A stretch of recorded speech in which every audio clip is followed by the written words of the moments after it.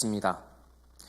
2019년 2월 2일에 세계일보에 실렸던 기사입니다. 이 기사의 제목은 재래시장서 2만 원에 산 반지, 알고 보니 9억짜리 다이아몬드 반지였다 입니다. 기사의 제목이 말해주는 것처럼 한 중년 여성이 1980년대 영국 아일스워스 지역에서 열린 중고시장에서 큐빅이 박힌 반지 하나를 샀습니다. 가격은 14파운드, 오늘 환율로는 21,500원 정도입니다. 그녀는 이 반지를 30년 동안 잘 끼고 다녔습니다. 그런데 2017년에 우연히 제시카 윈덤이라는 보석 전문 경매사가 그녀의 반지를 보았습니다. 이 반지가 예사롭지 않다고 생각한 제시카는 전문 감정을 받아볼 것을 의뢰하였고, 감정 결과 이 반지는 19세기에 제작된 26캐럿짜리 다이아몬드 반지였습니다. 감정가는 약 5억 원이었다고 합니다. 그리고 2017년 7월 런던의 한 보석 경매에서 약 9억 원에 팔렸습니다. 만약에 제시카 윈덤이 이 반지를 보지 않았다면 어떻게 되었을까요? 반지 주인은 이 반지가 평생 큐빅 반지인 줄 알고 살았을 것입니다. 어쩌다 실수로 잃어버려도 별 개의치 않았을 것입니다. 오랜 세월 동안 애착이 쌓여서 물론 마음은 아팠겠지만 그래도 2만 원이면 비슷한 반지를 살 수 있었을 테니까요.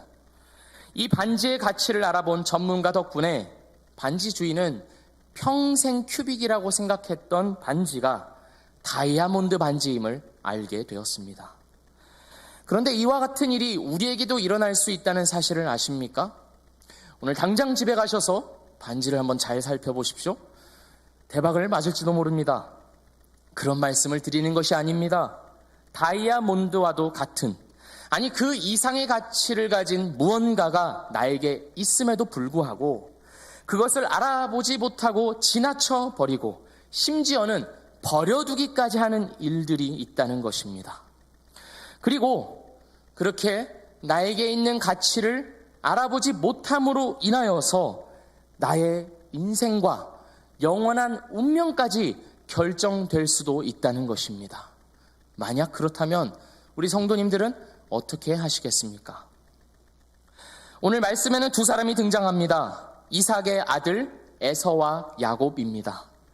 두 사람은 참 다릅니다. 먼저는 외모가 다릅니다. 두 사람이 태어났을 때 기록을 보면 에서는 전신이 갓옷 같다고 합니다.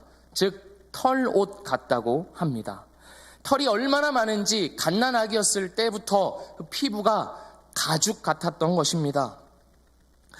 그에 반해 야곱의 피부는 매끈매끈하였습니다. 두 사람이 하는 일도 다릅니다. 에서는 사냥꾼이었습니다. 산과 들로 나가서 동물들을 무기로 쓰러뜨리고 잡아오는 남성성이 진하게 풍기는 직업을 갖고 있었습니다. 그에 반해 야곱은 장막에 거하는 사람이었습니다. 다시 말해서 소와 양을 기르거나 집안일을 도맡아서 하는 사람이었다는 것입니다. 두 사람의 성향도 너무 달랐습니다. 에서는 운동선수 같고 거칠고 야성적이고 자유롭고 활기차고 자극적인 반면에 야곱은 안정적이고 차분하고 조용하고 사색적인 그런 사람이었습니다.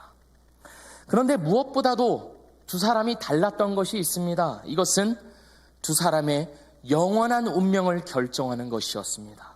그것이 무엇이었을까요? 바로 하나님에 대한 마음이었습니다. 오늘 본문 말씀은 에서와 야곱이 하나님에 대해서 품었던 마음이 정반대였고 그것이 이들의 앞날을 결정하였음을 말해줍니다. 어느 날이었습니다. 에서는 사냥을 하러 들로 나갔고 야곱은 장막에서 팥죽을 쑤고 있었습니다. 그런데 에서가 사냥터에서 돌아옵니다. 에서는 지금 매우 배고픕니다. 손에 든 것이 아무것도 없습니다. 뭘 잡기라도 했으면 그걸로 요리를 해서 먹었을 텐데 잡은 것이 없어서 매우 배가 고픕니다. 에서가 야곱에게 이렇게 말합니다. 30절 말씀입니다. 내가 곤비하니 그 붉은 것을 내가 먹게 하라. 아주 예의 바르고 신사적으로 정중하게 부탁하는 것 같습니다. 그러나 실제 뉘앙스는 조금 다릅니다.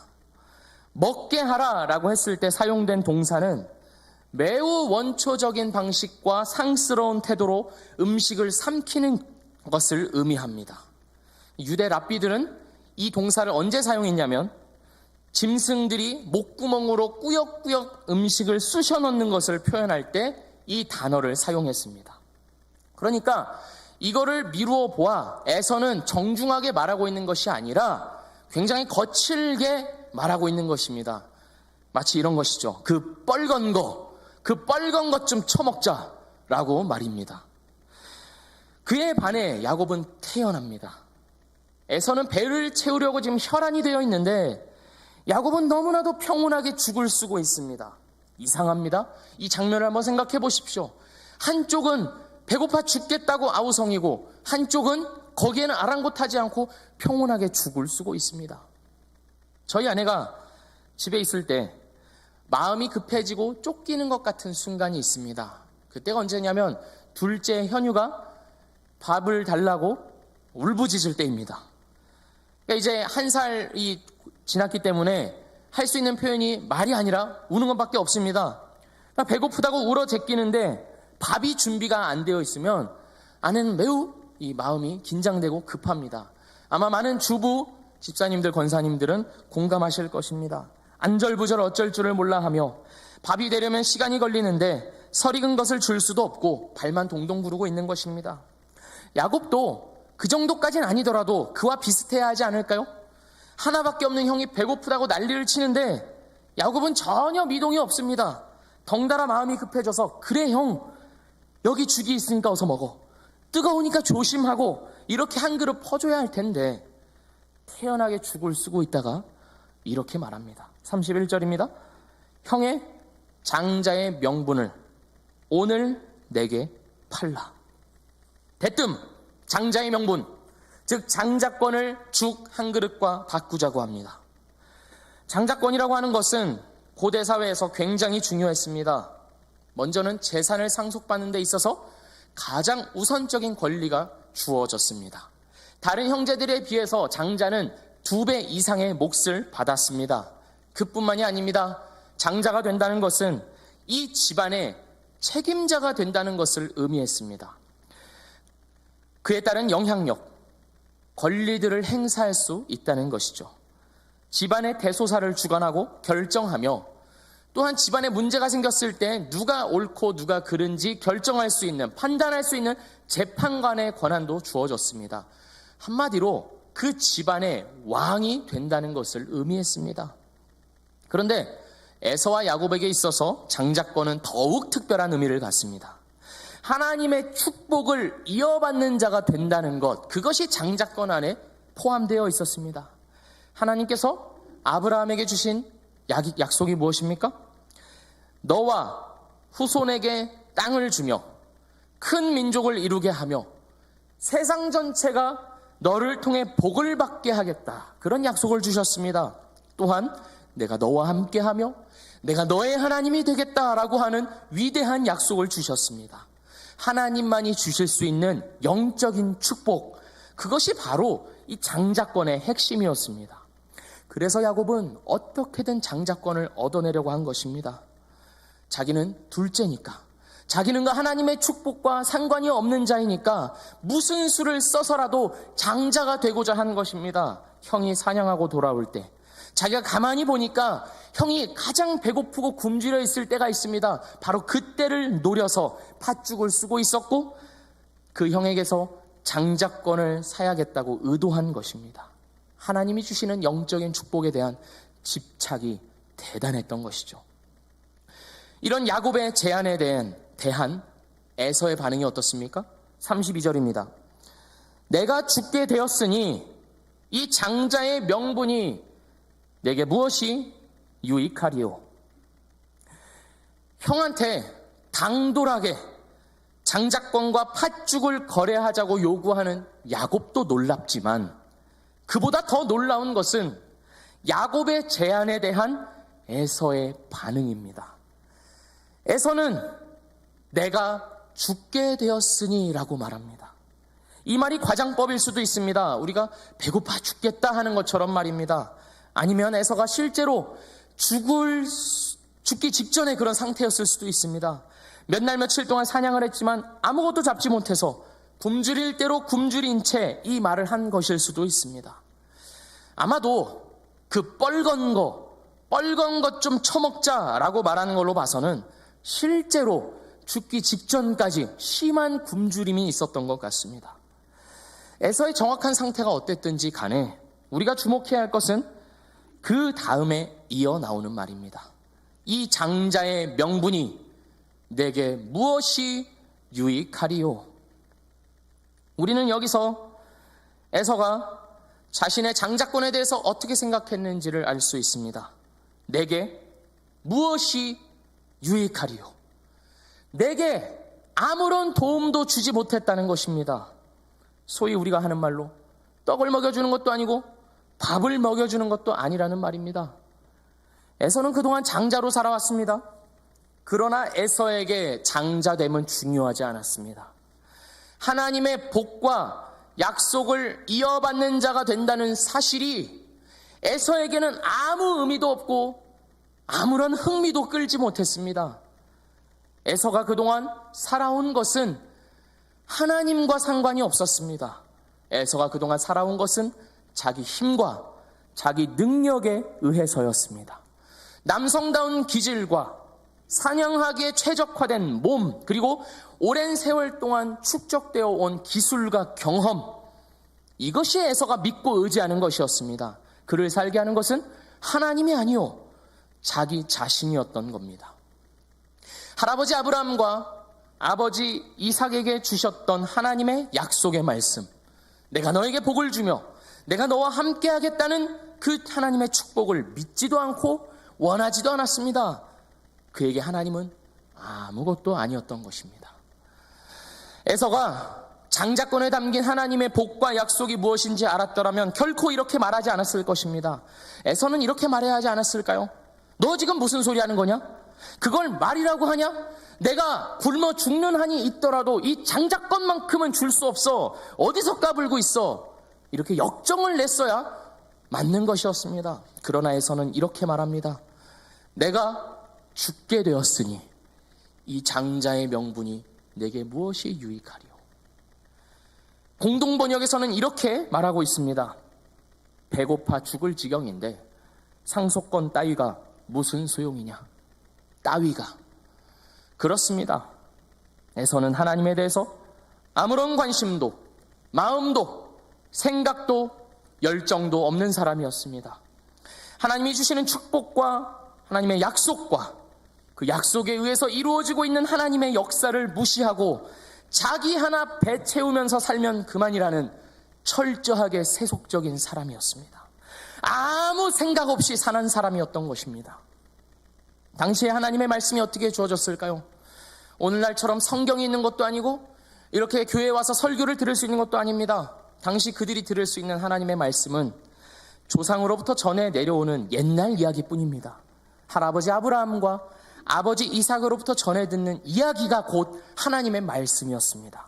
연대를 계산해 보면 에서와 야곱이 15살이었을 때 아브라함이 죽었습니다. 그러니까 에서와 야곱의 유년기에는 아브라함이 살아있었던 것입니다. 그러니 아브라함은 손자들에게 이런 얘기를 많이 했을 겁니다. 내가 하란에 있을 때 하나님께서 나를 부르셨고 말씀하셨고 나에게 복을 주시겠다고 약속하셨고 이방 나라에 가서도 하나님은 나를 지켜주셨고 소돔과 고모라를 심판하실 때도 조카 롯을 구해 주셨고 100세에 너희의 아버지 아들 이삭을 낳게 해주셨고 그 아들을 저번에는 제물로 바치라고 하셨는데 내가 마음이 졸여서 죽을 뻔했다. 그래도 믿음으로 내가 하나님께 드렸더니 하나님께서 어린 양을 준비해 주셨다. 그런 스토리들, 자기가 직접 경험한 하나님을 많이 말해주었을 것입니다. 그뿐만이 아니라 이 하나님이 너희와도 함께 하시고 함께 하실 것이다. 너희를 통해서 하나님의 뜻과 계획을 이루어 가실 것이다. 온 세상 민족이 너희를 통해서 에서와 야곱 너희를 통해서 복을 받게 될 것이다. 이런 말들을 계속 해주었을 것입니다. 할아버지의 말씀에 대해서 야곱은 믿음으로 반응했습니다. 할아버지를 통해서 들은 그 말씀을 믿은 것입니다. 그리고 자기가 그 하나님께서 주시는 복의 대상이요 주체가 되기를 원했습니다. 그리고 그 복이 장자권을 온다고 생각했고 그렇게 장자권을 얻으려고 애썼습니다. 반면에 에서는 전혀 관심이 없었습니다. 에서의 관심은 오로지 단 하나, 자기 배를 채우는 것이었습니다. 이 말씀에 잘 나타납니다. 내가 죽게 되었으니. 다시 말해서 나는 이 죽을 먹지 못하면, 이 팥죽을 먹지 못하면 나는 죽는다, 이렇게 말하고 있는 겁니다. 비단 죽뿐일까요? 에서는 매일같이 이 말을 하면서 살아왔을 것입니다. 오늘 이 사냥감을 잡지 못하면 나는 죽는다. 오늘 말씀 28절을 보면 아버지 이삭은 아들 에서가 잡은 고기로 인하여서 에서를 사랑했다고 기록하고 있습니다. 에서의 그 존재 자체를 사랑한 것이 아니라 에서가 맛있는 고기를 잡아다 주기 때문에, 그걸로 맛있는 요리를 해주기 때문에 에서를 사랑한 것입니다. 그러니 에서는 오늘 이 사냥을 성공하느냐 못하느냐가 너무 중요했던 겁니다. 아버지의 사랑을 받느냐 못 받느냐를 결정하는 일이었습니다. 이 사슴을 놓치면 나는 죽는다. 이 토끼를 놓치면 나는 더 이상 아버지의 사랑을 받을 수 없다. 매일같이 그런 압박 속에서 살아왔을 것입니다. 더 이상 나다움을 증명해 보이지 못할 것이라는 압박 말입니다. 그런 치열한 자기와의 싸움, 세상에서의 분투를 통해서 에서는 자신의 위치를 인정받아 왔습니다. 내가 죽게 되었으니, 이 말은 에서가 생각하는 현실관과 인생관을 그대로 보여줍니다. 또한 하나님 없이 사는 자들, 하나님을 알기는 알아도 하나님의 복과 말씀을 믿지 않는 자들, 하나님의 복과 하나님의 약속이 주어졌음에도 불구하고 그것을 믿지 않는 자들의 현실관과 인생관을 여지없이 드러내줍니다. 나는 이 팥죽을 먹지 못하면 죽는다. 돈을 벌지 못하면 죽는다. 내 능력을 인정받지 못하면 나는 죽는다. 더 높은 곳으로 올라가지 못하면 나는 죽는다.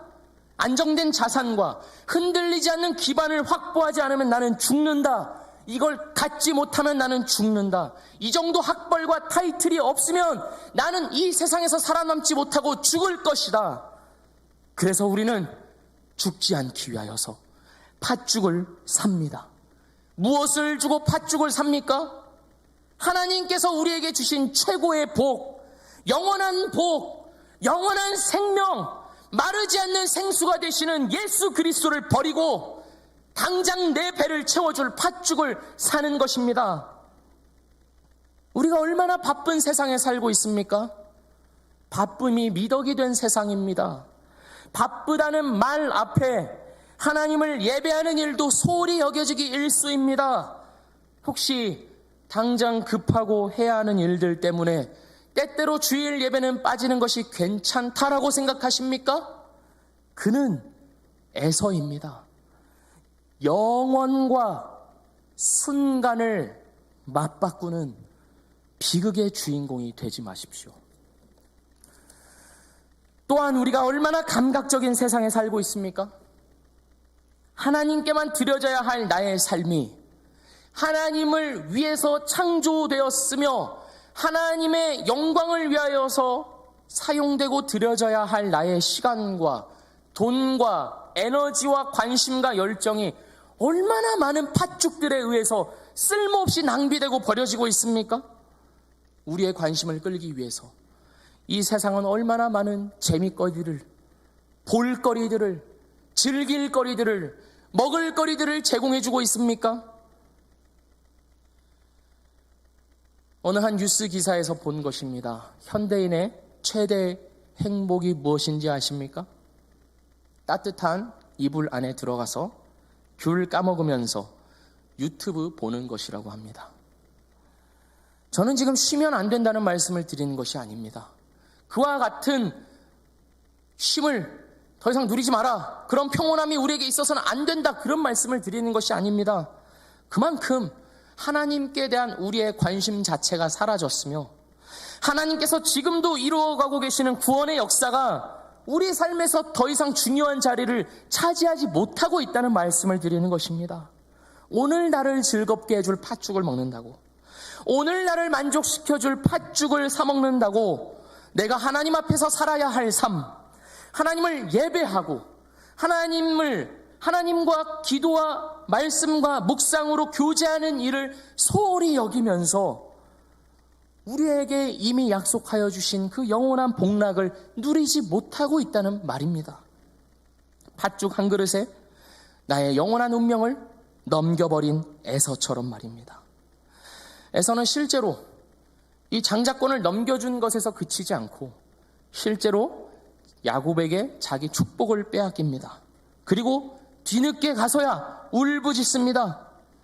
그리고 에서뿐만 아니라 에서의 후손들, 에돔 족속들도 대대로 이스라엘의 원수가 되어서 하나님의 심판의 대상이 됩니다.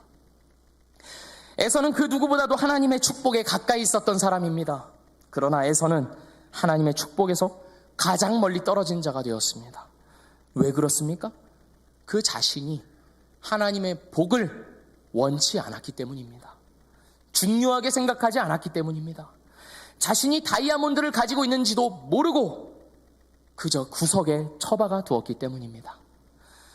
우리는 우리에게 주어진 믿음의 유산이 얼마나 소중한 것인지 모르고 구석에 처박아 둘 때가 많습니다.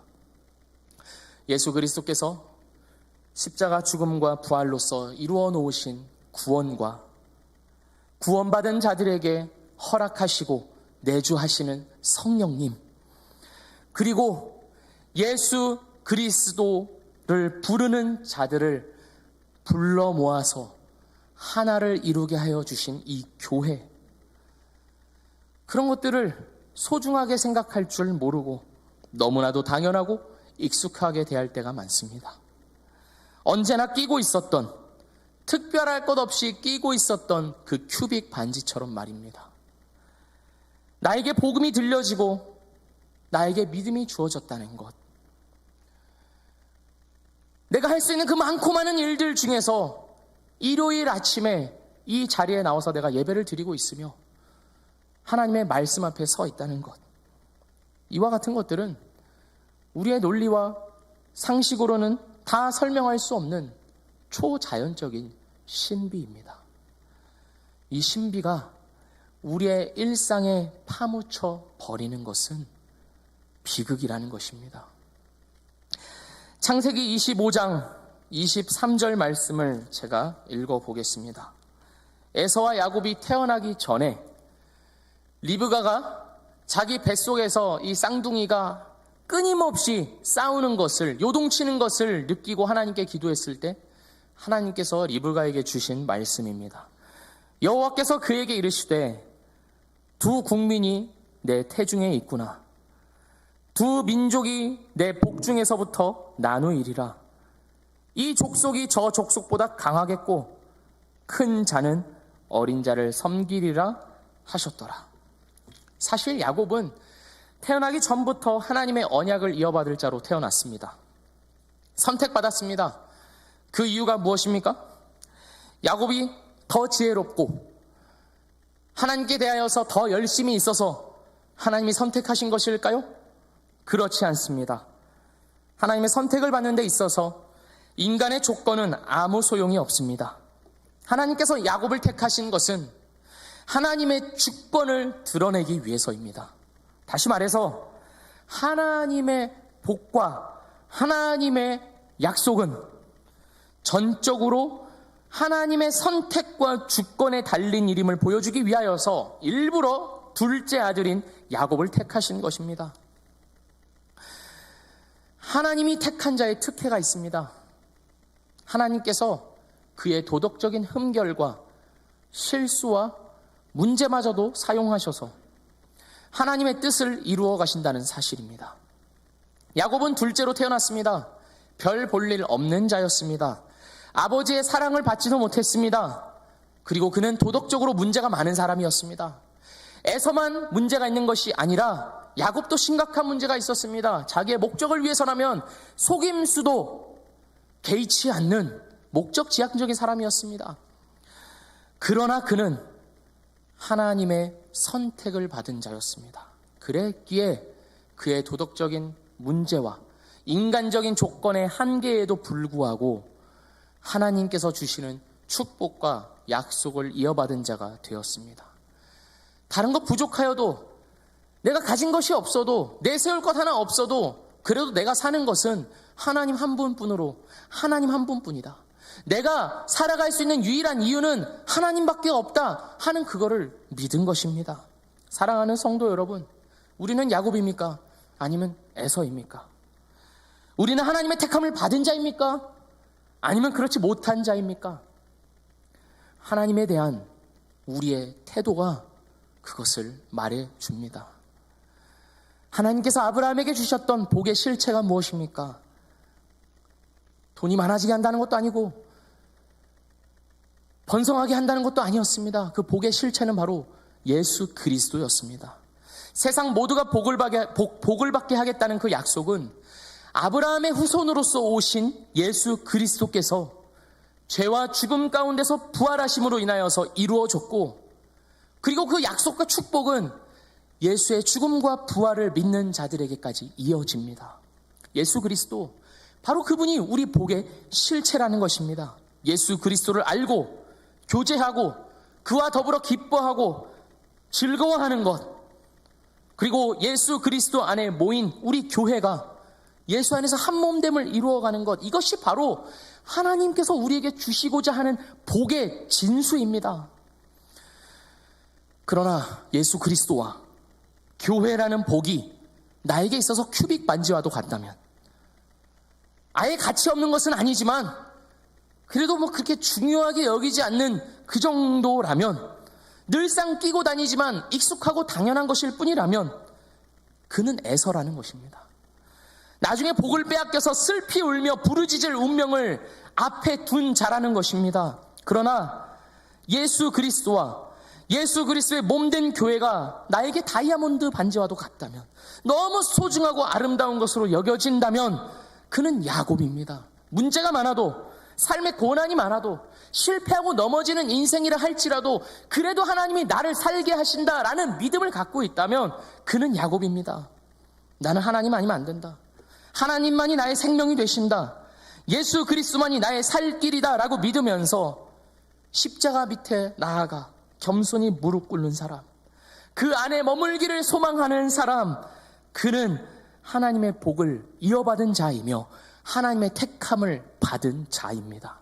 하나님에 대한 우리의 마음이, 하나님께 대한 우리의 태도와 우리의 삶이 우리의 운명이 무엇인지를 결정한다는 것입니다. 보여준다는 것입니다. 하나님은 자기의 말씀을 반드시 이루시는 분입니다. 리브가에게 주신 말씀, 작은 자가 큰 자를 섬기리라 라고 하신 그 말씀은 오늘 본문 말씀의 내용을 통해서 이루어졌습니다. 야곱이 장자권을 차지하게 된 것이죠. 어떤 분은 이렇게 말하실지도 모르겠습니다. 아니, 하나님이 태어나기도 전에 야곱을 이미 선택하셨으니까 에서는 어쩔 수 없이 하나님의 복에서 멀어진 것 아니냐 하실지도 모르겠습니다. 그러나 에서가 하나님을 그토록 바라고 원했는데, 하나님을 그토록 갈망하고 하나님의 복과 약속을 이어받기를 원했는데, 하나님께서 강제로 너는 안 돼 라고 하면서 에서를 복 못 받게 하신 게 아닌 겁니다. 에서가 하나님을 원하지 않았기에 하나님은 에서를 버리신 것입니다. 하나님을 원하지도 않고 구하지도 않은 그 자체가 선택을 받지 못했음을 드러내는 증거가 된 것입니다. 우리에게 에서와 같은 모습이 있으면 어떻게 해야겠습니까? 아, 나는 이제 에서구나. 나는 이제 버림을 받았구나. 나에게는 더 이상 소망이 없구나, 희망이 없구나 하면서 좌절하고 있어야겠습니까? 그것이 아닙니다. 우리가 숨을 쉬고 살아있다는 것은 우리에게 기회가 있다는 것입니다. 하나님, 내가 잘못 생각했습니다. 하나님께서 나에게 주신 복, 예수 그리스도와 그 예수 그리스도 안에서 허락하여 주신 이 교회가 얼마나 소중한 것인지를 내가 모르고 하찮게 생각했습니다. 그걸 구하지도 않고 찾지도 않았습니다. 내가 잘못했습니다. 하나님, 내가 내 마음을 돌이킵니다. 내 삶을 하나님께로 돌이킵니다. 하나님, 나를 불쌍히 여겨주십시오 라고 기도하면서 돌이킬 수 있는 기회가 우리에게는 여전히 있습니다. 기회가 있을 때 에서가 아닌 야곱으로 살아가는 우리가 되기를 원합니다. 히브리서 12장 16절 말씀입니다. 음행하는 자와 혹 한 그릇 음식을 위하여 장자의 명분을 판 에서와 같이 망령된 자가 없도록 살피라. 내 삶 가운데서 내가 먹고자 하는 팥죽으로 인하여서 하나님의 자리가 위협받고 있다면 우리는 망령된 자가 될 수도 있는 것입니다. 자신을 살펴야 합니다. 야곱과 에서에게 하나님의 말씀이 그대로 이루어졌듯이 오늘날도 하나님은 자기의 언약을, 말씀을 성취해 가고 계십니다. 우리는 그렇게 이루어 가시는 하나님의 역사 속에 살고 있습니다. 우리는 그 역사의 주체로서 하나님, 내가 오늘도 그 복과 약속의 주체로서, 대상으로서 살아가겠습니다. 내가 그 대상임을, 복의 주체임을 믿습니다. 오늘도 나에게 그 복을, 예수 그리스도를 충만하게 허락하여 주시고 예수 그리스도를 알아가게 하여 주시고 예수 그리스도와 교제하며 성령님과 동행하는 하루의 삶이 되게 하여 주십시오 라고 구하는 우리가 되기를 원합니다. 또한 우리는 생명과 복을 이어갈 자로서 살아야 합니다. 생명과 복을 이어갈 자로서 표정을 지으십시오. 교회에 올 때 웃으십시오. 아, 오늘도 내가 예배를 드릴 수 있구나. 오늘도 하나님의 그 원대한 역사 속에서 나에게 허락하여 주신 이 귀한 지체들이 있구나. 이 소중한 존재들이 나와 함께 있구나 하는 것을 직시하시면서 웃을 줄 아는 우리가 되어야 합니다. 생명과 복을 이어갈 자로서 말을 하십시오. 한마디 말이라도 건성으로 하지 마시고 그에게 복을 빌어주시고 그를 위해서 진심으로 걱정해 주시고 그의 이야기를 들어주는 것입니다. 생명과 복을 이어갈 자로서 친절을 베푸십시오. 너 하나만 잘 살면 된다라고 주장하는 이 세상 속에서 그러한 사상이 이 교회만큼은 물들지 않도록 내가 이웃을 향하여서, 내 옆에서 예배드리고 있는 이 사람을 향하여서 나를 던져 넣어야 하는 것입니다. 어떻게 살아가고 있는지, 그가 필요한 것은 없는지, 내가 어떻게 그를 위하여서 살아갈 수 있는지를 고민하셔야 하는 것입니다. 우리는 그러한 고민과 그러한 순종을, 그러한 행동들을 통하여서 그리스도를 닮은 자들이 되어가는 것입니다. 하나님께서 우리에게 만들고자 하시는 그 원대한 그림, 예수 그리스도의 형상을 닮아가는 것, 예수 그리스도와 같은 자들이 되는 것, 우리의 존재 자체가 하나님의 나라에 들어가기에 합당한 자들이 되는 것, 어울리는 자들이 되는 것, 하나님께서 우리에게 그거를 요구하시는 겁니다. 사랑하는 성도 여러분, 오늘 말씀 마지막 절 34절을 제가 한번 읽겠습니다. 야곱이 떡과 팥죽을 에서에게 주매 에서가 먹으며 마시고 일어나서 갔으니 에서가 장자의 명부를 경홀히 여김이었더라. 에서의 모습을 한번 보십시오. 에서는 팥죽을 먹고 난 뒤에, 자기의 배부름이 채워지고 난 뒤에 무엇을 합니까? 먹으며 마시고 일어나서 갔습니다. 자기의 목적을 이룬 이후에는 뒤도 돌아보지 않고 갔습니다. 세상이 이와 같은 것입니다. 자기의 목적만을 이루면 내 옆에 있는 사람은 어떻든지 간에, 하나님이 어떻든지 간에 상관하지 않는 세상의 모습을 너무나도 냉정하게 보여주고 있는 것입니다. 먹고 마시고 일어나서 갔다. 우리 교회가 이와 같을 수는 없지 않겠습니까? 주일이 되어서 교회에 나와서 예배를 드리고 집에 갔다. 우리의 인생이 이와 같을 수는 없지 않겠습니까? 인생을 살다가 죽었다. 그럴 수는 없는 것입니다. 하나님께서 우리에게 허락하여 주신 이 복과 은혜가, 예수 그리스도의 가치가 얼마나 소중한 것인지를 우리는 평생을 깨달아도 다 깨닫지 못할 것입니다. 우리 그것을 구하면서 살아갑시다. 하나님께서 우리를 그렇게 만들지 않으신 겁니다. 영혼을 위한 존재로 만드셨습니다. 하나님의 나라에 들어갈 자들로 만드셨습니다. 우리 그것을 구하며 예수 그리스도를 누리며 살아갑시다. 순간을 위해 영원을 파는 자들이 아니라 영원을 위해 순간을 살아가는 우리 모두가 되기를 주님의 이름으로 축복합니다.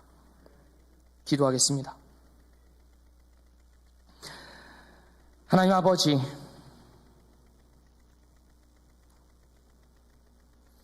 우리의 삶의 면면을 보면 우린 참으로 에서와도 같은 것 같습니다.